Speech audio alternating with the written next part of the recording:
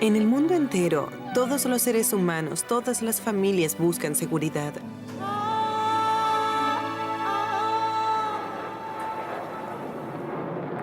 Las naciones han buscado seguridad a través del poder económico y la fuerza militar.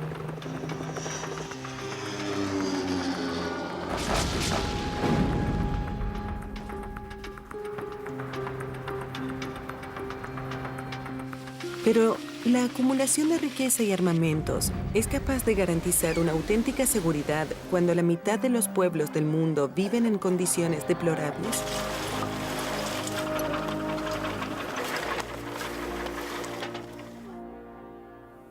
Si uno recorre el mundo y observa el avance increíble de la tecnología y de la ciencia, no hay duda de que existen recursos suficientes. El problema está en su distribución. Todos sabemos que las cosas no pueden seguir así.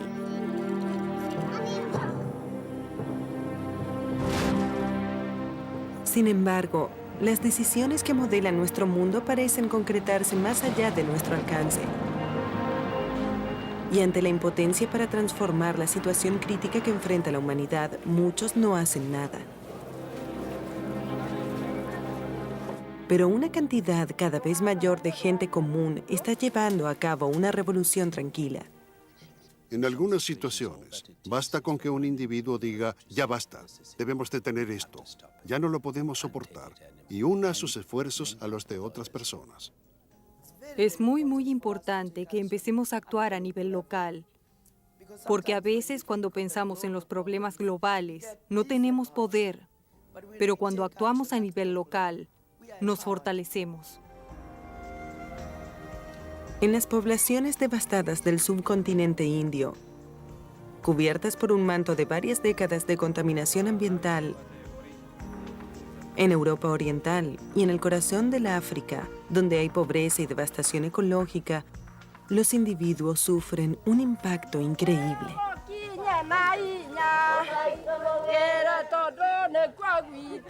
El Consejo de la Tierra presenta Ecología, una revolución silenciosa.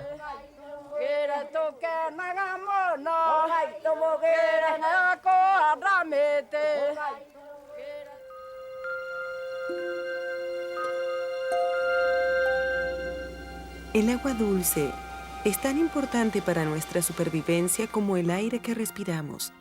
Sin duda, el agua es uno de los temas más importantes. Ninguna forma de vida es posible sin agua. Pero los recursos de agua dulce corren cada vez más peligro. Si sigue la tendencia actual, los científicos creen que para el año 2025, 2/3 de la población mundial enfrentarían una escasez de agua. En el subcontinente indio, la crisis de agua ya alcanzó proporciones dramáticas. El 90% de la población de la India vive en pequeñas aldeas rurales y depende de la agricultura y de la cría de animales para sobrevivir. Ninguna de estas tres cosas es posible sin agua. A decir verdad, lo que yo llamo pobreza ecológica, algo que afecta a una gran parte de nuestra población rural del mundo en vías de desarrollo, no es otra cosa que carencia de agua. En la aldea de Nimi, ubicada en la provincia septentrional de Rayastán, viven unas 200 familias. En la India hay cerca de 1 millón de aldeas. Nimi, al igual que la mayoría de ellas, experimentó un periodo de grandes sequías en la década del 90. Los campos quedaron devastados y sus pobladores desnutridos y sedientos. Nemula Butta recuerda lo difícil que era alimentar a sus 5 hijos cuando la tierra no daba frutos. No crecía en los campos absolutamente nada.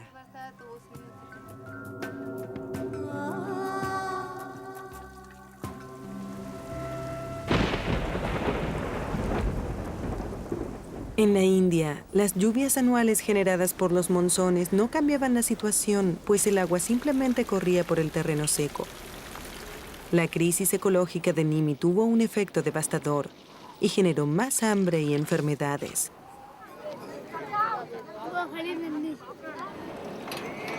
Los hombres se veían forzados a abandonar el pueblo y a desplazarse hacia la ciudad en busca de trabajo.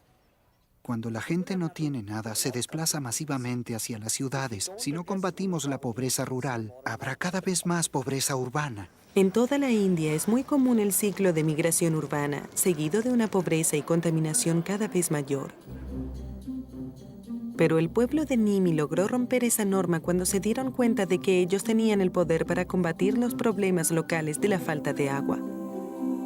El cambio comenzó cuando un campesino de 75 años, Radu Uya, regresó con novedades de un pueblo en el que vivían algunos de sus parientes. Fui a una boda en Alwar. Allí me enteré de que ellos ya no dependían de la sequía. Radu descubrió que en esa aldea el secreto era la recolección del agua de lluvia, un sistema de diques de contención que recogían las lluvias torrenciales anuales generadas por los monzones. Los pobladores de Nimi recolectaron sus pequeños ahorros y con la asistencia técnica de una organización india sin fines de lucro, construyeron su propio sistema de recolección de agua de lluvia. Hay 3 diques que recogen el agua de lluvia que baja de las colinas cercanas. Entonces el agua se filtra hacia la tierra, llenando los acuíferos subterráneos y los numerosos pozos de agua de Nimi. Cuando la gente llega a Nimi a ver lo que hemos hecho, nos sentimos realmente orgullosos.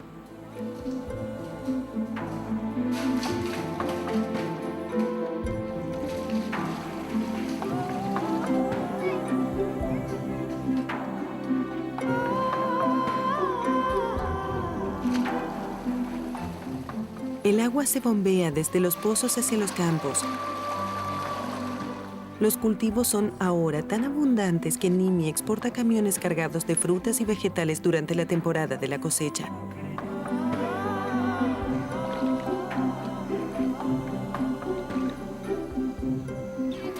La tierra fértil de Nimi también proporciona abundante pasto para el ganado. Como consecuencia, se ha cuadruplicado la producción de leche. Además, los pobladores han creado una cooperativa lechera y venden leche en las ciudades cercanas. Antes yo alimentaba a mis hijos solamente con pan y salsa de especias.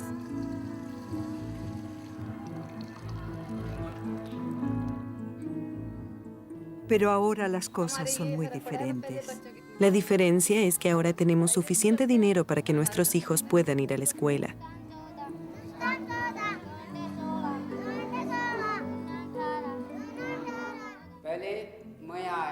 Cuando llegué aquí, solo había 150 niños en la escuela. Ahora hay más de 300. En una pequeña aldea como Nimi, se puede ver claramente cómo a partir de la abundancia de agua, generada por la recolección del agua de lluvia, se pasa a la abundancia ecológica y finalmente a la abundancia económica. El Centro para la Ciencia y el Medio Ambiente, una organización sin fines de lucro cuya sede está en Nueva Delhi, realizó hace poco un congreso en Nimi. Vinieron personas de todas partes de la India para ver con sus propios ojos lo que los pobladores pueden lograr cuando toman la iniciativa de establecer su propia seguridad ecológica. La persona común tiene una función muy importante. Esto se puede ir haciendo literalmente en todas las poblaciones de cualquier parte del mundo. Nimi es un gran ejemplo de cómo, en solo 2 años, se pueden lograr cambios asombrosos. El mensaje de esperanza de Nimi se empezó a difundir hace poco tiempo. La mayoría de los habitantes de las pequeñas aldeas de la India todavía debe iniciar la recolección del agua de lluvia, y los habitantes de muchas otras regiones del mundo siguen sufriendo por la falta de agua. La carencia de recursos naturales es solo una de las grandes amenazas que afectan la seguridad de los seres humanos en el siglo XXI. Durante los últimos 100 años se produjeron numerosos químicos tóxicos que ahora están contaminando nuestros recursos naturales con efectos devastadores.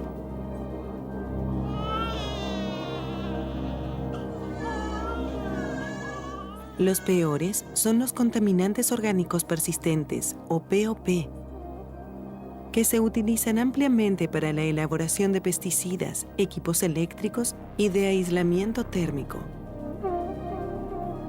Algunas veces la amenaza de los contaminantes orgánicos es claramente evidente, pero en la mayoría de los casos no se percibe a simple vista.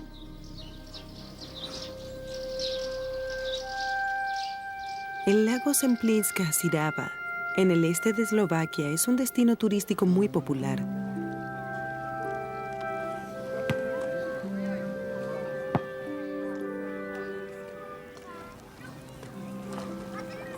Todos los veranos se reúnen cientos de miles de personas para vacacionar.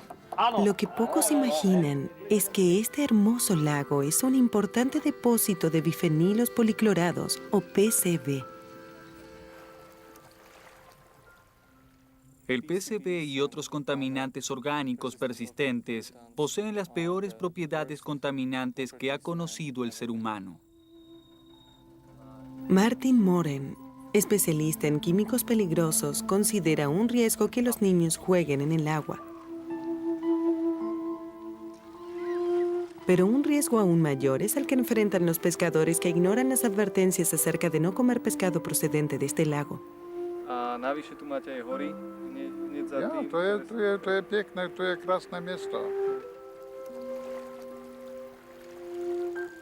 A medida que el PCB se va acumulando en el cuerpo humano, por exposición o por consumo, daña el sistema inmunológico, la tiroides, el sistema nervioso y los órganos reproductores. Se cree que es cancerígeno y se lo ha relacionado con el cáncer de mamas y de útero. En Bratislava, en el Laboratorio Nacional de Eslovaquia, algunos científicos como el Dr. Anton Kotzan están preocupados. Encontramos una concentración muy alta de PCB en los peces. Son cifras muy altas. Podemos decir que son aproximadamente 300 veces más altas que los niveles de PCB que se encuentran en las áreas de Eslovaquia donde sí hay controles. El PCB no solamente es tóxico, queda en el medio ambiente durante siglos sin descomponerse. Si los problemas no se resuelven, los niveles de PCB en el lago Semplínska-Sirava seguirán siendo una amenaza para las generaciones venideras. Pero ¿de dónde provienen estas toxinas?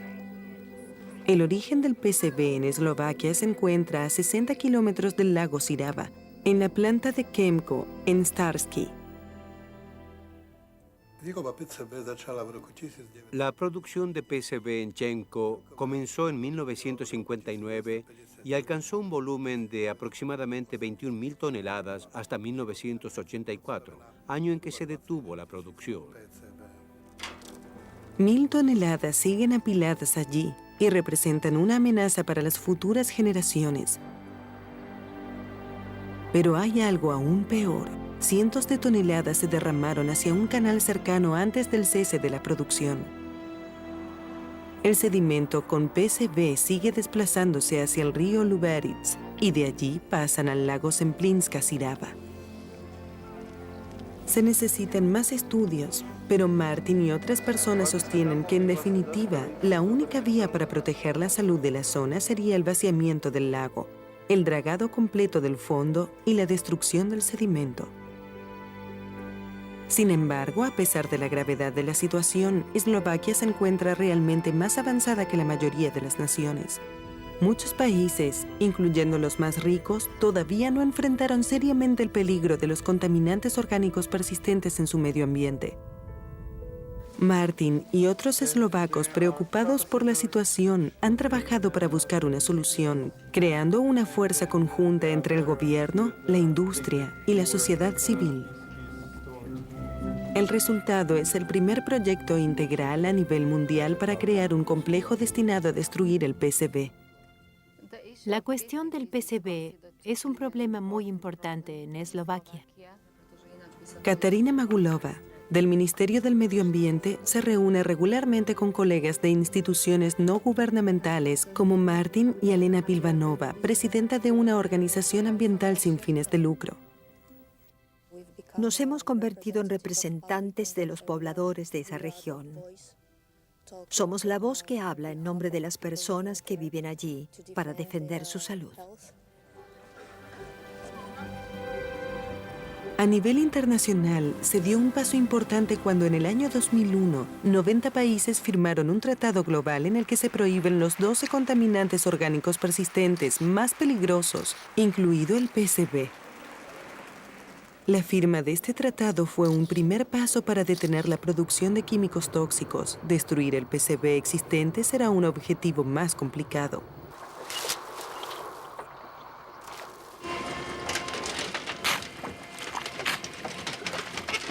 El método principal para la eliminación del PCB era la incineración, hasta que se descubrió que este proceso liberaba toxinas aún más peligrosas hacia la atmósfera. El proyecto actual en Eslovaquia podría proporcionar un nuevo modelo para la destrucción del PCB sin provocar riesgos.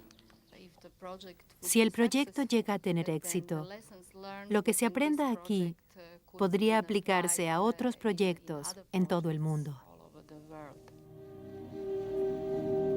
La magnitud del daño ecológico producido en el siglo pasado es tan grande que muchas personas se sienten incapaces de realizar cambio alguno.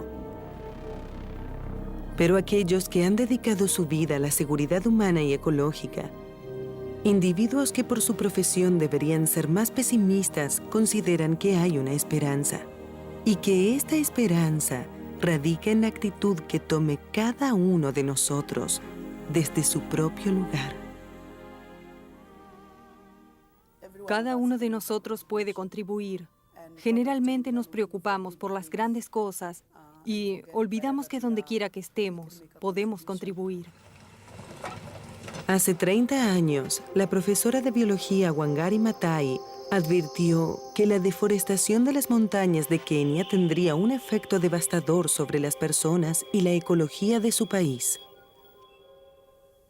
Yo recuerdo que los bosques literalmente ardían en llamas, en grandes llamaradas, cuando los pobladores quemaban los bosques nativos.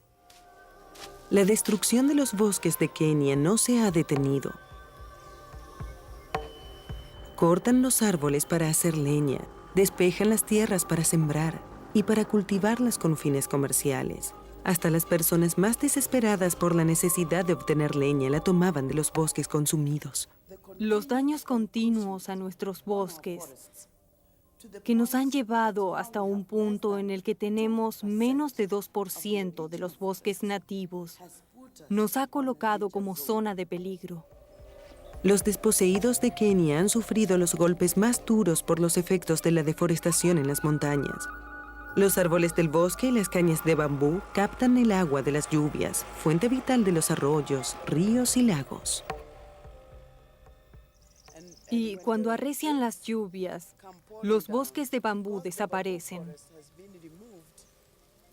Todas las aguas corren río abajo y provocan en su recorrido una gran erosión de suelo.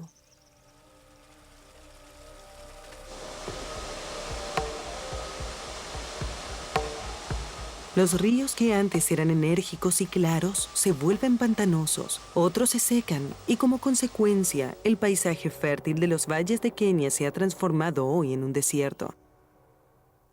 Así advertí que nuestro país corría el riesgo de convertirse en un desierto, de perder la diversidad biológica y de que sus suelos se erosionaran. Wangari decidió que había que hacer algo.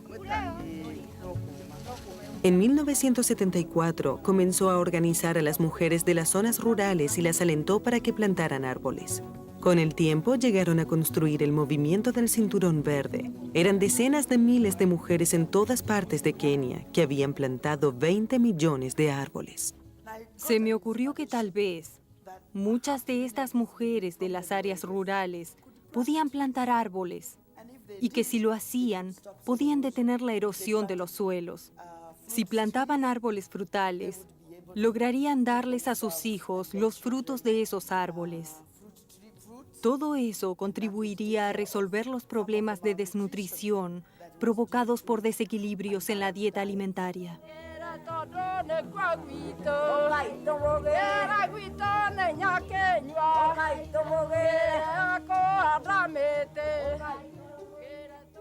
Con el tiempo las bauticé como expertas forestales sin diploma y comprobé que es posible movilizar a la gente común para que cambie y mejore su vida. Y que no esperen que el gobierno o cualquier otra persona venga de lejos para cambiarles la vida.